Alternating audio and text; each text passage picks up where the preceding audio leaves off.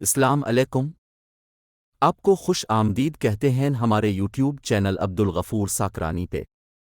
आप अगर हमारे चैनल पर नए हैं तो हमारे यूट्यूब चैनल अब्दुल गफूर साकरानी को सब्सक्राइब करें ताकि हमारी हर नई आने वाली वीडियो अब तक बर वक्त पहुंच सके। आज की वीडियो में हम सीखेंगे कि मोबाइल फ़ोन की दोनों फ्लैश लाइट को एक साथ कैसे ओपन कर सकते हैं।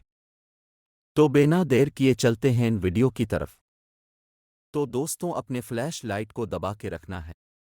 अपने फ्लैश लाइट को सिर्फ क्लिक नहीं करना बल्कि दबाए रखना है। इससे आपको 3 ऑप्शन मिलेंगे।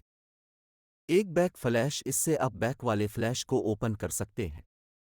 360 फ्लैश, इससे आप दोनों फ्लैश लाइट को एक साथ ओपन कर सकते हैं।